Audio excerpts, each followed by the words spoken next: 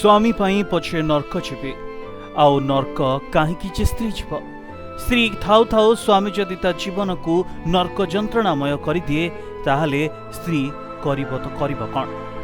अभिनय थिला एते जीवंत जे लोक आरंभ करदेले पानी बोतल माड़ करवा। या पूर्व अनेक सारा एभली नाटक रही जोठारे जीवंत अभिनय लोकों को बाध्य कर देइछि, क्रोधान्वित कर देइछि आ निज आक्रोश को से कलाकार उपरे सारी देवा पई बाध्य भी करिछि। ठीक सेमिति किछि रेडाखोल कदलीगड़े होइथिबा एही स्वर्ण महल यात्रा नर्क को जीवी स्वामी पई जोठारे अभिनय थिबा समय रे एभली लोक माने होइथिले उत्त्यक्त।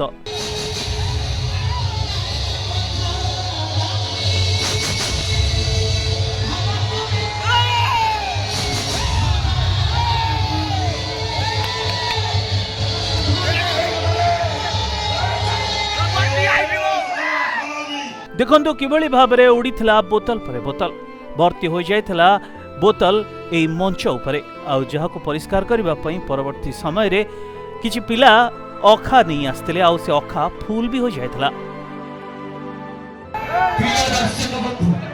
जदि आजिर मंचस्थ नाटक आपण मानक हृदय को छुई पारिछि तबे हृदय थरे कहंतु जय जगन्नाथ।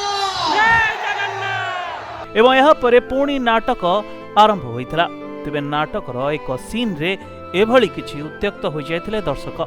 तेबे यहाकू यात्रा पेंडाल रे अभिनेतांकर अभिनय कहिबा ना यहाकू कहिबा एक हिट फॉर्मूला, कारण जेउठी माड़ हैला सेइठारे बही हिट हैला। तेबे से जा हेउ ना काहेकि राति अनिद्रा होई अभिनय करुथबा कलाकार मानकर से अभिनय जेते जीवंत जहा अनेकंकु यहाकू सत मानि नेबा पई बाध्य करदिए। आउ ताहा ही थाए गोटे कलाकार पई सबुठु बड़ पुरस्कार आ जहा कि देखिबा मिलिथिला स्वर्ण महल एई नाटक रे।